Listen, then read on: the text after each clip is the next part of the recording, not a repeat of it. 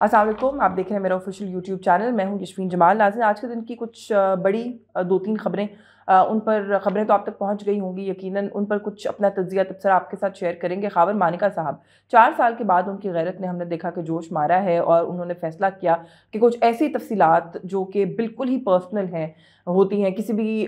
Married couple के दरमियान, उसको उन्होंने फ़ैसला किया कि वो पब्लिक करें। क्यों फ़ैसला किया, जो तफसीलात हैं कुछ उसके हवाले से भी आपसे आपके आपके साथ जो अपनी राय है वो मैं ज़रूर आपके सामने रखूँगी। उसके बाद फिर कुछ बात कर लेंगे सुप्रीम जुडिशल काउंसिल, जैसे मैंने कल आपसे कहा था कि बड़ा हफ़्ता जो है बड़ा हैपनिंग किस्म का हफ़्ता होने वाला है। इसमें बहुत सारी लीगल चीज़ें जो हैं वो देखने में हमें मिलेंगी।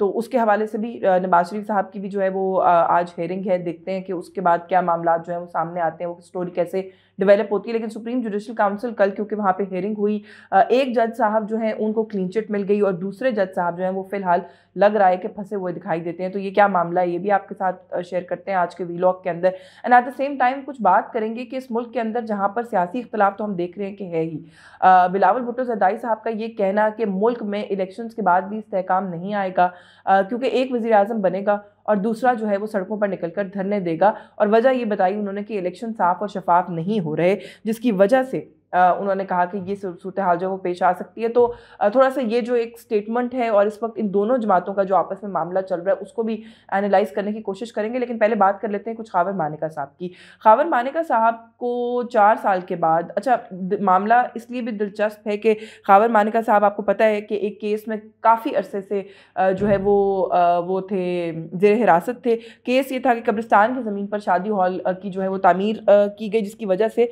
वो अंडर अरेस्ट थे और उनका एक मामला जो है वो कोर्ट में चल रहा था। अच्छा, कुछ दिनों पहले की बात है कि ये खबर आई कि मानिका साहब जो है वो रिहा हो गए, वो बाहर आ गए। तो अगर इस्लामाबाद के सर्कल्स की बात करें या सहाफ़ती हलकों की बात करें, कुछ ऐसे लोगों की जिनका खबर ढूंढने के साथ ताल्लुक़ है और वो खबर की तलाश में होते हैं, तो ये बात गर्दिश करने लग गई थी कि अब जो है वो जो एक और बड़ा इंटरव्यू आपने कहीं सोशल मीडिया पर भी देखा होगा कि बार बार चल रहा था, तो वो यही इंटरव्यू है। इसी के हवाले से हम नाम मुसलसल सुन रहे थे, बस ये पता नहीं था कि इंटरव्यू कब होना है और किसने करना है। अब ये जो किसने करने वाला मामला है, ये भी एक मेरे लिए बहुत अफसोसनाक और तकलीफ़देह बात है, क्योंकि मेरा अपना एक छोटा सा इशू हुआ था कुछ अर्सा पहले। मैं उसकी तफसीलात में नहीं जाना चाहती, लेकिन Shahzeb Khanzada was one of those few journalist in the country जिन्होंने आगे बढ़कर, मंसूर अली खान साहब हो गए, शाहज़ेब खानज़ादा हो गए, इन लोगों ने हमें बहुत सपोर्ट किया था उस सारे मामले के अंदर। नादिया नकी साहिबा ने, और ख़वातीन तो मेरा ख्याल है अंडरस्टैंड करती हैं, सपोर्ट भी करती हैं। फ़रिया इदरीस साहिबा ने बहुत सपोर्ट किया था, मगर ये दो मेल एंकर्स ऐसे थे कि जिन्होंने बहुत आगे बढ़कर उस सारे मामले में एक बड़ा मस्बत किरदार अदा किया था। अच्छा, शाहज़ेब खानज़ादा के हवाले से तो अगर आप मेरी ट्विटर टाइमलाइन पर चले जाएँ, मैंने हमेशा डिफरेंट ओकेजन्स के ऊपर उनको इस बात के लिए अप्रिशिएट किया है कि जब भी कभी ख़वातीन के हवाले से कोई भी ऐसी बात जो कि इनअप्रोप्रिएट है, जहाँ पे कोई लाइन क्रॉस की गई है, शाहज़ेब खानज़ादा हमेशा जो है वो स्टेप अप करते हैं और ख़वातीन के हक़ में बोलते हुए नज़र आते हैं। मैं समझने से कासिर हूँ कि कल ऐसा क्या हुआ कि of all the journalist in the country, Shahzeb Khanzada ने पहले तो एक ही इंटरव्यू किया।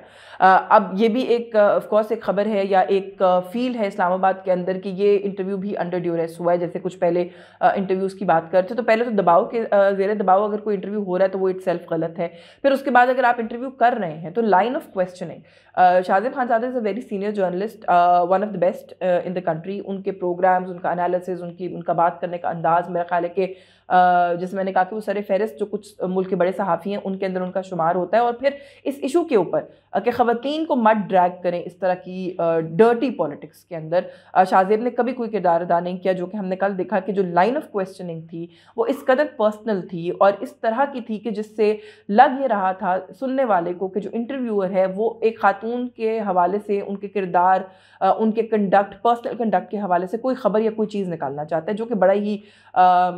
आई फील डिस्कस्टेड ऑनेस्टली कि जिस तरह की चीज़ कल चली है। इस मुल्क की सियासत के अंदर गंदगी कहाँ पहुँच गई है, ये कहाँ जाके रुकेगी, ये एक सवाल है जिसका जवाब अब मेरा ख्याल है बहुत लोग तलाश कर रहे हैं। कल से मैंने देखा बड़ा रिएक्शन आया है इस इंटरव्यू के ऊपर, लेकिन इसका जवाब कैसे मिलेगा?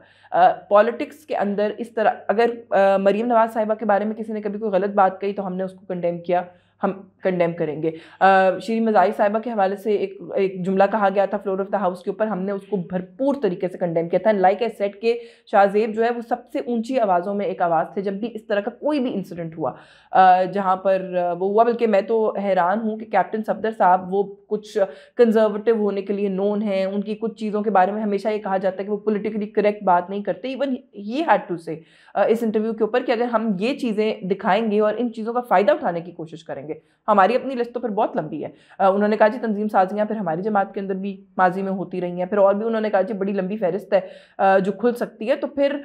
मरियम साहिबा की ज़ाती ज़िंदगी के बारे में क्या क्या नहीं कहा जाता रहा, मियाँ साहब की ज़ाती ज़िंदगी, छोटे मियाँ साहब की ज़ाती ज़िंदगी के बारे में तो पूरी किताब लोगों ने लिख रखी है जो उनके मुखालिफिन हैं। खान साहब की अपनी ज़ाती ज़िंदगी के बारे में हमने हमेशा यही स्टैंड लिया है कि प्लीज़ किसी की पर्सनल लाइफ में मत घुसें, और वो भी एक खातून की जो कि एक एक्स प्राइम मिनिस्टर की वाइफ है, ज़ाती तौर पर सियासत का हिस्सा भी नहीं है, उनको इस तरीके से बीच में ड्रैग करना।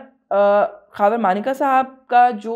कल पूरा इंटरव्यू था, जिस तरीके से चले वो एक एंकर और जर्नलिस्ट के पॉइंट ऑफ व्यू से तो हमने बात की तो कर ही ली, लेकिन उनका अपना भी जो ज़ाती नुक्ता नज़र और मौक़िफ़ उन्होंने अपनाया इस पूरे मामले के ऊपर, जिस तरीके से वो अपनी एक्स वाइफ के बारे में और अपनी छोटी छोटी डिटेल्स कि मैंने फ़ोन किया, उसने फ़ोन नहीं सुना, वो अपने घर चली गई, मुझे बहुत सारी चीज़ें समझ में नहीं आई। उनका सारे प्रोग्राम के अंदर ये एतराज़ था जी कि वो 2-2 घंटे बेशक आके बैठे रहे मेरी अहलिया के पास, लेकिन मुझे बता के बैठे, फिर कोई ज़्यादा बड़ा प्रॉब्लम नहीं है। उन्होंने बहुत सारे मामलात के अंदर फ़रा गोगी को रिस्पॉन्सिबल ठहराया कि सारे इशू की ज़िम्मेदारी जो है वो फ़रा गोगी के ऊपर है, उसने जो है मेरा घर ख़राब किया। मेरा ख़्याल है कि बहुत सारी चीज़ें ऐसी थीं कि अगर वो अपने फ्यूचर के हवाले से, अपने किसी केस के हवाले से, अगर तो इमरान खान साहब की हुकूमत में उनके साथ किसी किस्म की ज़्यादती हुई है वो बात करना चाहते थे तो एक अलग मामला था, लेकिन उनकी शादी कैसे टूटी, खान साहब का और बुशरा बीबी साहिबा का क्या ताल्लुक़ था, किस तरीके से फर्दर उन्होंने आगे जाके शादी की और क्या हुआ, वो जो हमें पता है कि उनका इद्दत का पीरियड मुकम्मल ना करके अगला निकाह करने का मामला भी चल रहा है, उसको भी मुझे लगता है कि ख़ासी तक़वियत मिली इस इंटरव्यू और इस गुफ्तगू के अंदर कल। बट सवाल फिर वहीं आ जाता है कि इद्दत से पहले निकाह हुआ, इद्दत के बाद निकाह हुआ,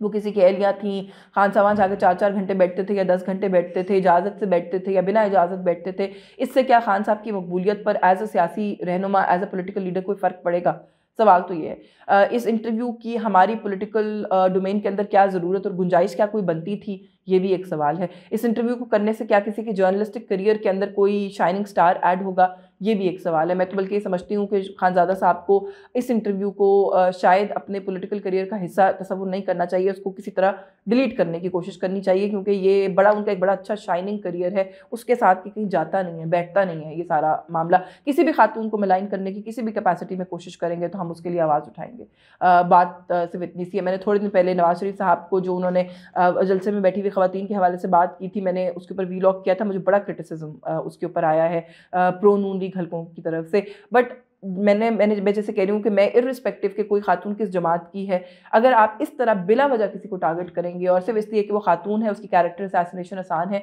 तो मेरा ख्याल है कि हम सबको इसके ऊपर आवाज़ उठाने की ज़रूरत है और हम आवाज़ उठाएंगे। और मैं देख रही हूँ, मुझे बड़ी खुशी है कि सोशल मीडिया पर बड़ा रिएक्शन है इस इंटरव्यू के खिलाफ। अच्छा, दूसरी जो स्टोरी है, जैसे मैंने आपसे कहा कि सुप्रीम जुडिशल काउंसिल का मामला, दो जो है वो ऑनरेबल सुप्रीम कोर्ट के जस्टिस, उनका मामला था। जस्टिस तारिक मसूद के खिलाफ जो रेफरेंस था, आमना मलिक साहिबा ने वो रेफरेंस किया था, उनके सामने अपेरेंटली जो कोर्ट का माहौल उनके लिए बनाया गया, वो बल्कि बाद में मैं उनका एक सोशल मीडिया पर इंटरव्यू सुन रही थी,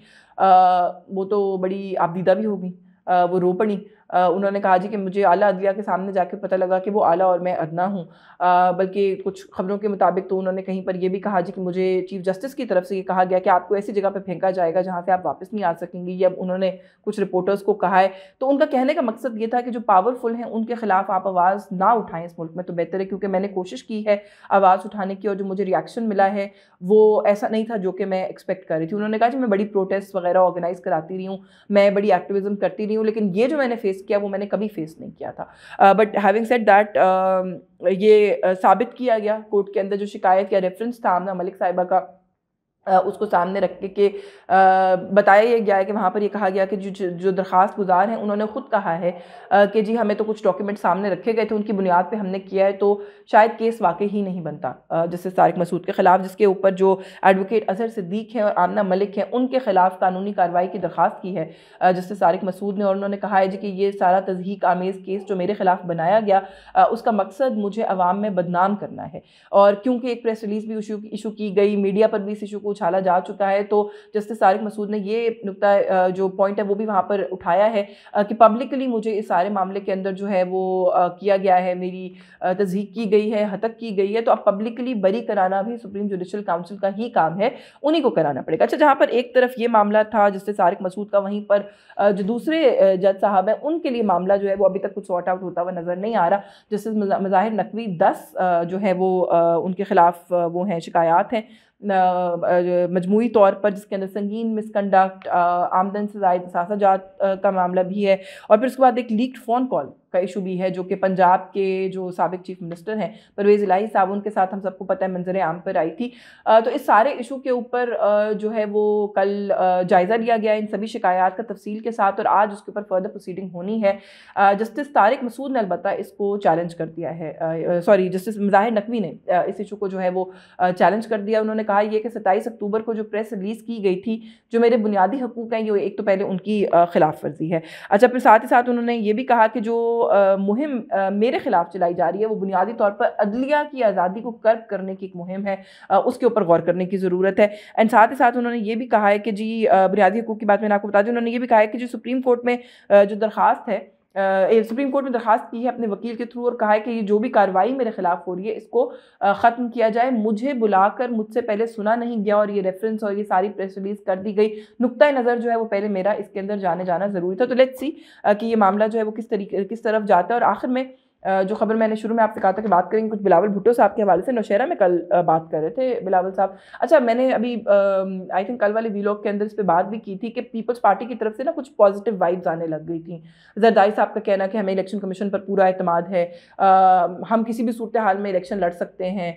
हमें जो है वो इलेक्शन लड़ने के लिए किसी बैसाखी या सहारे की ज़रूरत नहीं है, और हमें यकीन है कि इलेक्शन जो है मुल्क में शफाफ होगा, जिसको बड़ा खुशाइंद करार दिया नून लीग ने, बल्कि तायद की जरदारी साहब की बयान की। अच्छा, साथ ही बिलावल भुट्टो साहब जो हैं वो मैदान में आ जाते हैं। वो कहते हैं जी कि इलेक्शन से पहले ही अगर एक जमात नताइज बताई जा रही है कि हम ही ने प्राइम मिनिस्टर बनना है, राना सनाउल्लाह साहब की आई थिंक प्रॉब्ली वो स्टेटमेंट को हिट कर रहे थे, जिसमें उन्होंने कहा जी कि 120-25 सीटें और सादा अक्सरियत तो हम बड़े आराम से ले लेंगे। तो उन्होंने कहा कि जब ये प्रेडिक्शंस चल रही हैं तो फिर इलेक्शन कराने का क्या फ़ायदा है, तो बड़ी वाज़ेह है सूरत हाल की, सूरत सिस्टम जो है वो किसी एक के फेवर में है। उन्होंने कहा जी कि लेवल प्लेइंग फील्ड नहीं होगी, इलेक्शन साफ़ और शफाफ नहीं होंगे, तो मुल्क में आप इलेक्शन करा लें फिर भी इस्तेहकाम नहीं आएगा, क्योंकि एक वज़ीर आज़म बनेगा, दूसरा उसके खिलाफ एहतजाज करेगा सड़कों पर निकल के। तो बेसिकली क्या इसको हम इस तरीके से रीड करें कि बिलावल साहब ने जो है वो इंडिया दे दिया इस बात का कि आने वाले इलेक्शन के बाद वो वही किरदार अदा करेंगे जो माजी में इमरान खान साहब की तहरीक इंसाफ जो है वो अदा करती रही है, और वो सड़कों पर निकलने के लिए तैयार हैं। ये पहली दफ़ा नहीं है इस पिछले 1-1.5 महीने के स्पैन में कि पीपल्स पार्टी ने धरने की या ट्रकों पे चढ़ने की या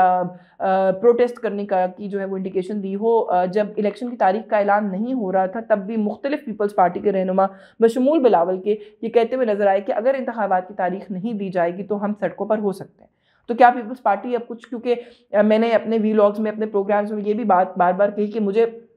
ओवर कॉन्फिडेंट लग रही है कहीं पीपल्स पार्टी ना कोई इत्तेहाद करते हुए नज़र आ रहे हैं, ना कोई जोड़ तोड़ की इस वक्त कोशिश करते हुए नज़र आ रहे हैं, जबकि बड़ा उनको विजिबली नज़र आ रहा है कि PMLN उनके खिलाफ इत्तेहाद पे इत्तेहाद और लोगों को शामिल किए चली जा रही है। तो शायद कहीं ये स्ट्रैटेजी है पाकिस्तान पीपल्स पार्टी की कि ठीक है इलेक्शन हो जाने देते हैं, उसके बाद हम जो है वो एक अवामी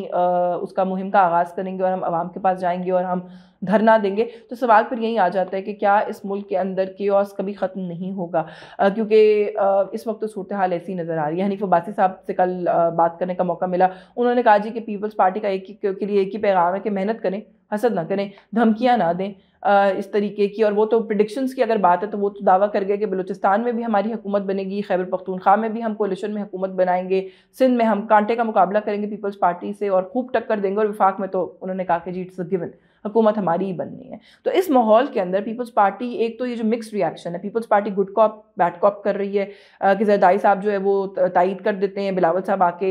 तनकीद कर देते हैं, और फिर साथ ही साथ मार्जिन भी रख रही है कि अगर हम जीत गए तो हम कल ये कह सकेंगे कि जी इलेक्शन कमीशन को तो हमने कहा था, उन्होंने फ्री एंड फेयर इलेक्शन करा दिया है, तो ठीक है, हमारी भी जगह बन गई है हुकूमत के अंदर, हमारे पास भी कोई इख्तियार और मकाम है, और अगर हार गए तो सड़कें तो हैं, धरना देना कौन सा बहुत मुश्किल काम है। तो देखते हैं आने वाले दिनों में ये सारी सूरत हाल कहाँ जाती है। आज के इस व्लॉग से बस ये कुछ, मुझे इजाज़त दीजिए। चैनल को प्लीज़ हमारे सब्सक्राइब कीजिए। आपको अगर ये वीडियो पसंद आई है तो उसको शेयर कीजिए, लाइक कीजिए। Thank you so much.